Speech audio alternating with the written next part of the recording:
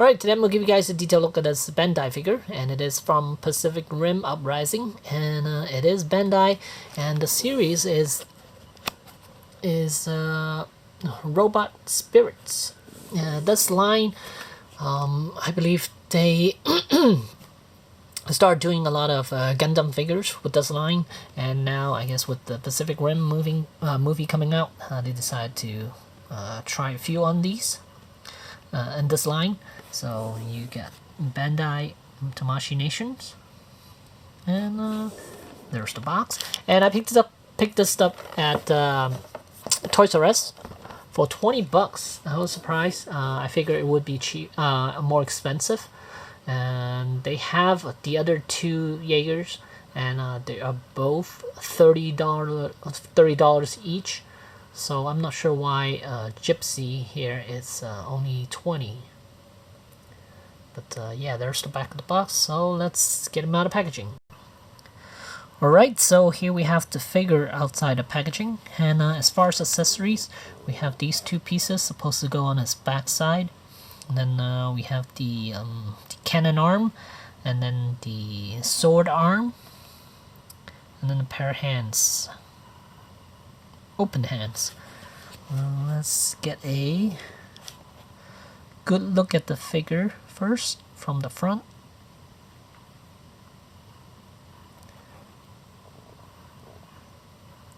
And one thing I noticed was there's a lot of gaps in between, especially around the shoulders. Here you can see a giant gap in between the arm and the torso, and then same with the hips section.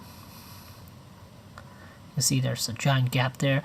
I guess it helps with the articulation quite a bit because it gives him a lot more room to work with.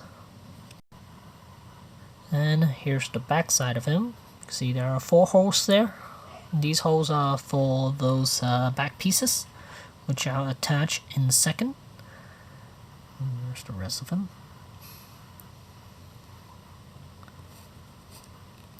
And here he is with the 2 pieces on the back side. And you notice he does not have a lot of paint on him. The blue is basically the plastic blue, and then we have silver bits on the back side and on the abdominal section.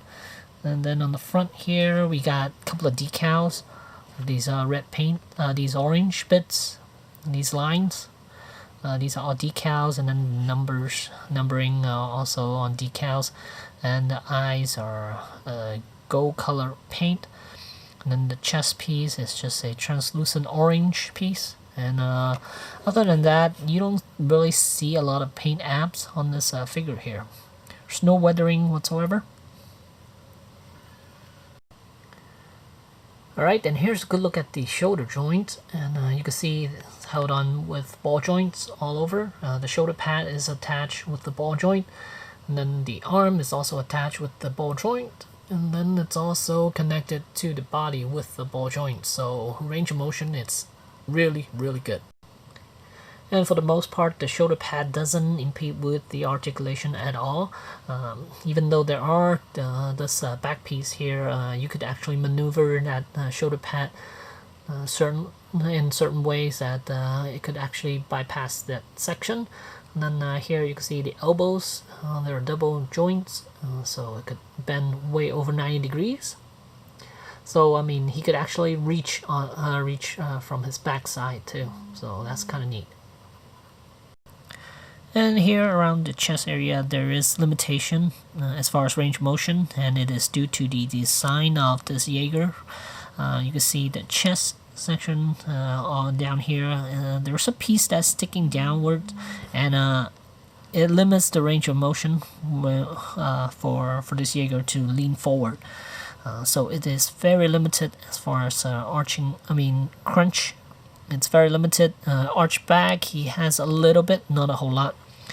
Then another thing that I didn't like too much would be the neck section. Base of the neck, it looks to be a ball joint, but it is very limited as far as the range. It could only move forward just a tad bit, and then the head is also on a ball joint, but it is also very limited.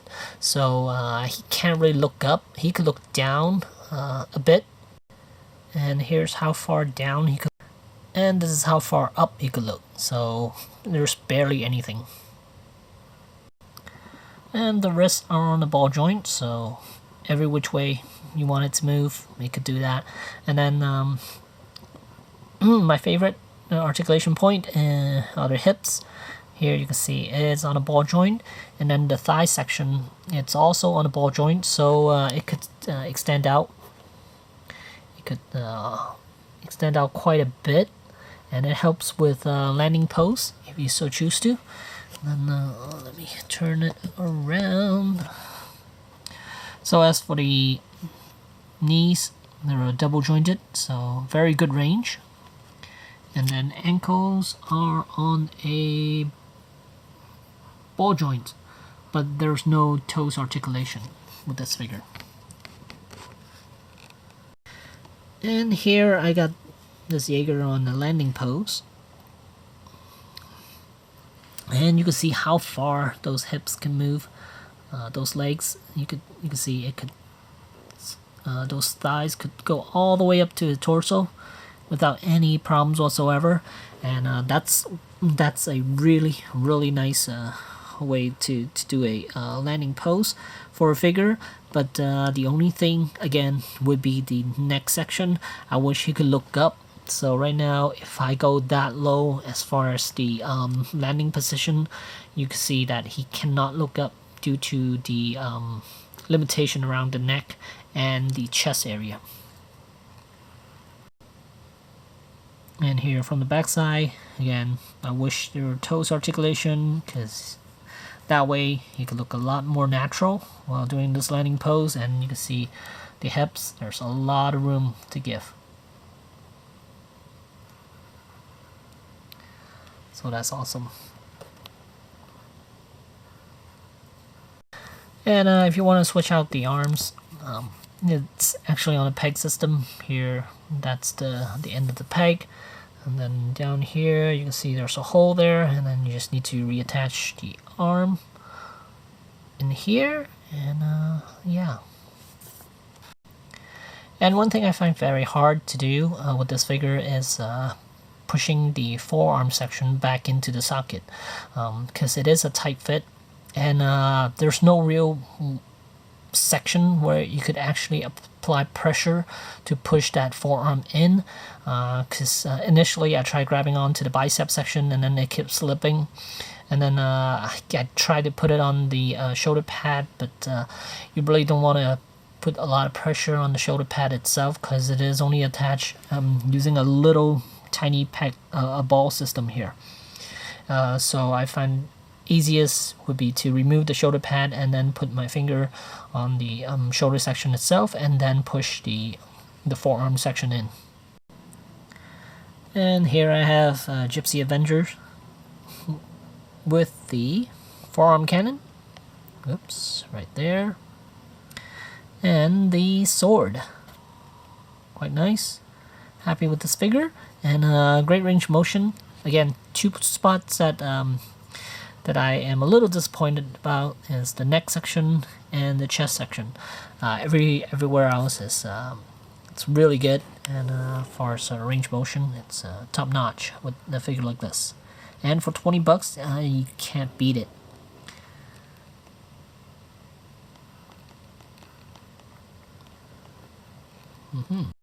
Alright, and here's a size comparison between the Jaeger and the real Grey Gundam. This is 1:144 scale Gundam figure, and the Jaeger stands about 6.75 inches in height in comparison to the Gundam. The Gundam, it's about a little over 5 inches.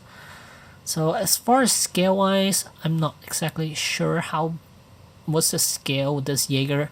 The fact that it could sit a couple of people inside the head, I think it might actually be in scale with the Gundam, because the core fighter inside the Gundam section here sits it's a person in there who is roughly, I think, about the size where you could fit a guy inside the head here of this Jaeger. So I think, well, I might be wrong, but to me it looks like they are in scale. If I'm measuring the little human that sits inside of each of these mech here. So for 20 bucks, you can't go wrong with this figure. If it is gonna be 20 bucks forever, then yes, definitely definitely get it whenever you get a chance to. But I bought it over the weekend, Friday actually, and it looks like when I scanned it, it does say the word promo on it. So I'm not sure exactly why that is. Whether this is just on sale because Toys R Us is having a sale or something with the Pacific Rim Rising figures, but the other two weren't on sale. They were 30 bucks each, but this one, Gipsy Avenger was 20. So yeah, so if you see it, highly recommend this guy. And if you get it for 20, more power to you. And if it's 30, I probably wouldn't pick this up for 30 because I wasn't like a huge fan of the first one. So the second one wasn't like something that I am too excited for, but from trailers it does look kind of promising. I'm not sure, so we'll see. So there you go, there's some Gipsy Avengers from Bandai. Thanks for watching.